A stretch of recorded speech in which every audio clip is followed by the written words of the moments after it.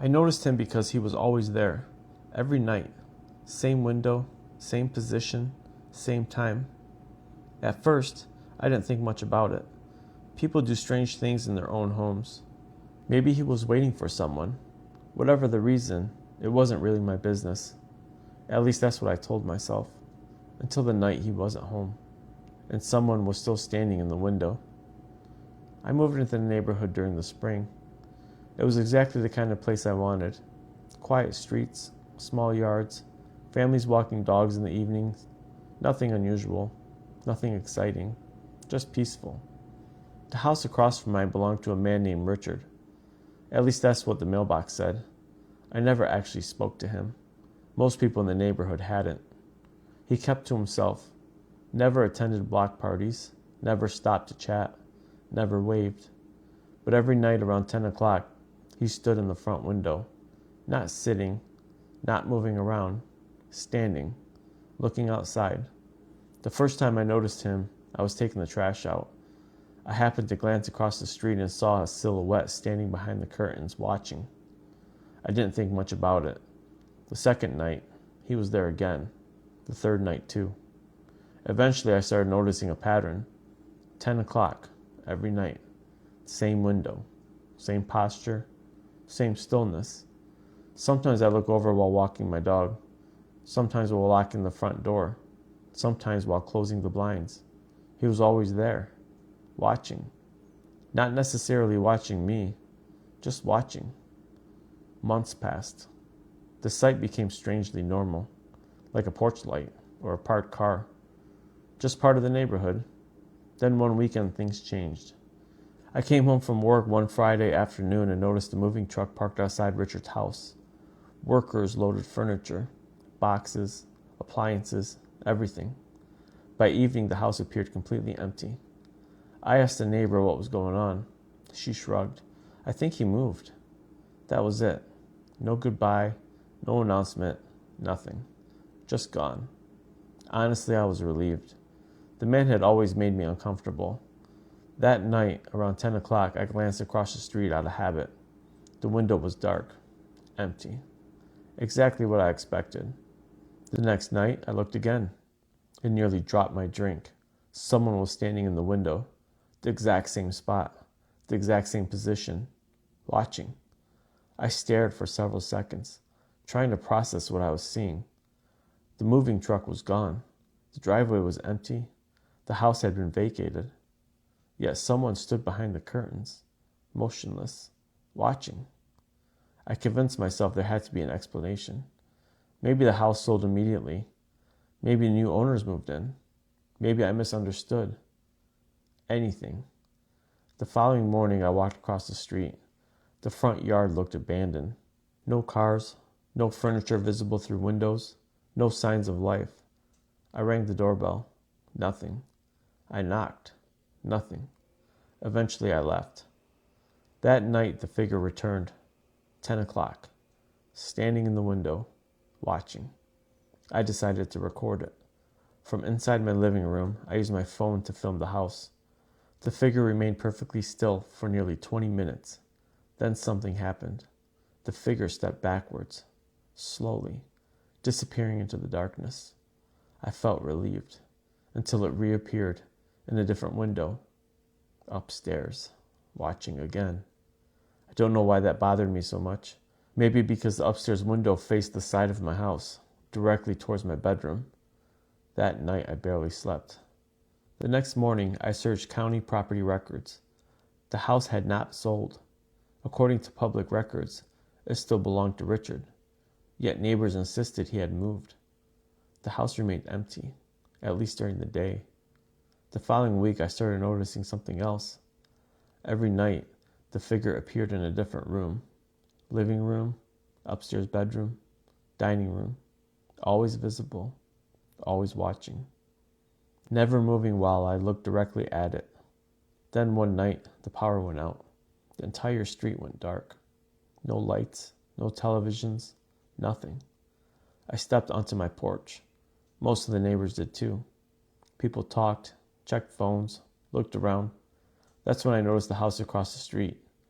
One window remained illuminated. Just one, and the figure stood inside, watching. Several neighbors noticed it too. I heard someone say, "I thought nobody lived there." Nobody answered. The power returned a few minutes later. The light vanished. The figure disappeared.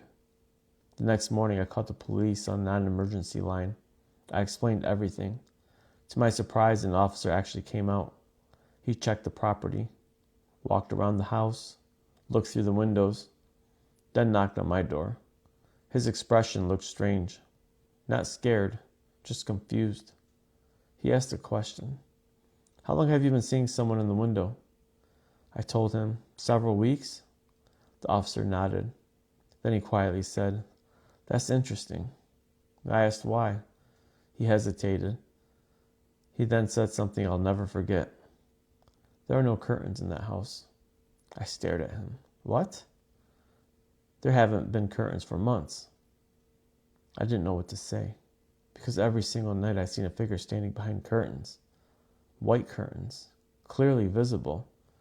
The officer left shortly afterwards. I never got another explanation.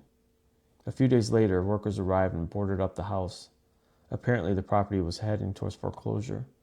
Nobody had lived there for months. No electricity, no water, nothing. The windows disappeared behind plywood, and for the first time, the figure was gone. Or so I thought. A week later, I woke up around midnight. Something felt wrong. I couldn't explain it. Just a feeling. Eventually, I walked to the front window and looked outside. The boarded up house sat across the street. Nothing moved. Nothing seemed unusual. Then I noticed a reflection in my own glass. Someone standing behind me, watching through my living room window. The same silhouette I'd been seeing across the street for months. I spun around. The room was empty. But I moved out less than 6 months later, because after that night, I stopped looking towards the house, and I started checking the reflection behind me instead.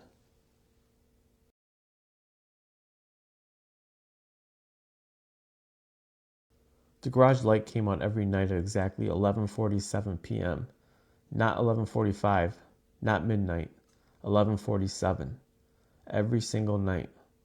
At first, I only noticed because my bedroom window faced the house next door. The light would suddenly switch on, illuminating part of my yard through the blinds. Then it would stay on until morning. It was annoying, but not creepy. Not yet. The house belonged to a man named Greg. We weren't close, but we'd spoken a few times. He seemed normal enough, worked construction, owned a pickup truck, kept to himself. One Friday afternoon, Greg stopped while I was mowing my lawn. "Headed to Florida tomorrow," he said. "Won't be back for 2 weeks." We chatted for a minute before he continued packing. The next morning, his truck was gone. The driveway was empty, and the house sat quiet. That night, around midnight, I woke up to use the bathroom. As I passed the window, I noticed the garage light on. I remember thinking Greg probably forgot to turn it off. No big deal. The next night happened again. 11:47 p.m. The garage light switched on. Exactly. I know the time because I happened to glance at my phone the moment it happened. I found it strange, but not strange enough to worry about. Then on the fourth night, I saw movement. Someone was inside the garage. Just a shadow, crossing briefly in front of a side window. I froze. Maybe Greg came home early. Maybe a family member stopped by. Maybe I was imagining things. The shadow disappeared before I could get a better look. The next morning I checked. Greg's truck was still gone. The driveway remained empty. No cars, no visitors, nothing. That evening I called him. No answer. A few minutes later he texted back, "At the beach, what's up?" I stared at the message, then asked, "Did someone stop by your house?" A few minutes passed. "No. Why?" I almost told him. Instead, I said it was nothing. Looking back, I wish I had, because things only got stranger. The following night, I sat in my living room watching television. At exactly 11:47 p.m., the garage light switched on. I walked to the window immediately, and this time I saw someone. Not clearly, just a silhouette moving between shelves. Tall, thin, definitely human. My heart started racing. I grabbed my phone, Called Greg. No answer. Called again. Nothing. Eventually, I called the police. An officer arrived about 20 minutes later. We stood outside watching the garage. The light remained on, but no movement appeared. The officer knocked, checked doors, walked around the property. Everything was locked. Every window, every entrance. No signs of forced entry. Nothing. Eventually, he left. As soon as his patrol car disappeared around the corner, the garage light shut off, immediately, like someone had been watching. The next day, I finally told Greg everything. To my surprise, he wasn't angry. He sounded concerned, very concerned. He asked me to check something. The side door. Apparently, he kept a spare key hidden inside a fake rock nearby. I walked over. The rock sat where he described. The key was gone. Completely gone. That got his attention. A lot. Greg cut his trip short and drove home the next morning. I watched him pull into the driveway. Within minutes, he called me over. His face looked pale. The garage wasn't empty anymore. Someone had been living inside it. Not sleeping there, living there. There was a sleeping bag behind storage shelves, food wrappers, empty water bottles, flashlights, enough supplies for weeks, maybe longer. Police searched the property, collected evidence, and took photographs. They never found the person responsible, but they did discover something else, a notebook, hidden beneath a workbench. Most of it contained random observations, vehicle descriptions, schedules, times. The last section focused on one house, mine, page after page. When I left for work, when I returned home, when lights turned off, when lights turned on, everything. The final entry was written the night before Greg returned. Only one sentence. The neighbor is starting to notice. Greg sold the house 6 months later. I don't blame him. I considered moving too, because even now, years later, one detail still bothers me. Police estimated the person had been living in that garage for nearly a month, yet nobody ever saw them arrive. Nobody ever saw them leave. Nobody ever saw them during the day.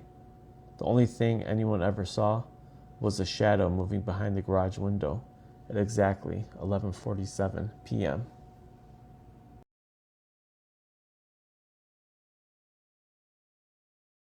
The first time it happened, I thought it was a coincidence. The second time, I got uncomfortable. By the third time, I started wondering how much my neighbor could actually see. And by the end of it, I wasn't sure he'd been watching from outside at all. I moved into the neighborhood shortly after my divorce. Nothing dramatic, just wanted a fresh start. A quiet street, a small house, somewhere I could keep to myself. The neighborhood was exactly what I wanted. Quiet, friendly, and predictable. And that's where I met Walter. Walter lived next door. He was probably in his late 70s, always outside, always gardening, always waving. Everyone seemed to like him. The first few conversations were completely normal. Weather, lawn care, sports, the usual neighbor stuff. Then he started mentioning things he shouldn't have known. One afternoon, I came home from work and found him trimming a hedge near the property line. As I got out of my truck, he smiled. "Hope your daughter has a good trip this weekend." I stopped, because I hadn't told anyone about the trip. My daughter was flying in from college for the weekend. The plans had only been finalized the night before. I remember laughing. "How'd you know about that?" Walter shrugged. "Just figured." The answer felt odd, but not alarming, at least not yet. A few weeks later, it happened again. This time he asked about a doctor's appointment. A doctor appointment I scheduled 2 days earlier. Again, I asked how he knew. Again, he shrugged. "Lucky guess." I laughed it off, but something felt wrong. Because he wasn't guessing. He was accurate, every time. Then came the conversation that really bothered me. I was unloading groceries one evening when Walter walked over. After a few minutes of small talk, he casually said, "Your brother finally called you back, huh?" I froze, because my brother had called me earlier that afternoon, while I was inside my house. Windows closed, doors shut. There was no way Walter should have known. None. That night, I started paying attention. Really paying attention, and I noticed something strange. Walter was always outside, morning, afternoon, evening, always somewhere, watering flowers, raking leaves, sitting on the porch, watching. Not obviously, not in a creepy way, just present. Like he was always aware of what was happening around him. The more I noticed it, the more uncomfortable I became. Then one day he mentioned something impossible, a conversation that happened entirely inside my house. No open windows, no visitors, no chance anyone overheard it. Yet Walter referenced it directly. Not word for word, but close enough. Close enough to make my stomach drop. I stopped talking to him after that. Nothing dramatic. I just kept interactions short. The less information he had, the better. Or so I thought. Because it didn't matter. He still knew things. Things he shouldn't know. Things nobody should know. Eventually, curiosity got the better of me. One Saturday morning, I decided to inspect the property line. That's when I found the first camera, hidden inside a birdhouse. Tiny, almost invisible, pointed directly toward my backyard. My heart started racing. Then I found another, and another. 3 total, all aimed toward my property. I called the police immediately. Officers arrived within the hour. They removed the cameras, took photographs, asked questions. Then they went next door. Walter seemed genuinely confused. According to him, he had never seen the cameras before. The police searched his property. Nothing. No recording equipment, no monitors, no computers, no evidence linking him to the devices. Legally, there was nothing they could do. The cameras remained a mystery. For a while, things seemed normal again. Then Walter died, a heart attack. The entire neighborhood attended his funeral. I felt bad for suspecting him. Maybe he had really been innocent. Maybe I'd built the whole thing up in my head. Maybe there was another explanation. Then the letters started arriving, one every month. No return address, no postage, just envelopes appearing in my mailbox. Inside each envelope was a single sheet of paper, typed, detailed, describing events from my life, recent events, things that happened days earlier, sometimes hours earlier. The letters knew where I'd been, who I'd spoken to, what I'd done, even after Walter was gone. I reported everything. Nothing ever came from it. No fingerprints, no suspects, no evidence. The letters continued for nearly a year. Then they stopped. Just stopped. No explanation. No final message. Nothing. For a while I convinced myself it was over. Then I inherited something. Apparently Walter had no surviving family. A lawyer contacted me several months after his death. Walter had left me a small wooden box. Nothing else. Just a box. Inside was a single key and a note. The note contained one sentence. I wasn't the one watching. That was 3 years ago. I still have the key. I've never figured out what it opens, and honestly, I'm not sure I want to. Because every now and then when I'm sitting in my living room at night, I catch myself glancing towards Walter's old house. The house had been empty since he died. No lights, no cars, no occupants. Yet sometimes, very late at night, I see movement behind one of the upstairs windows. And for reasons I can't explain, I always close the blinds before looking a second time.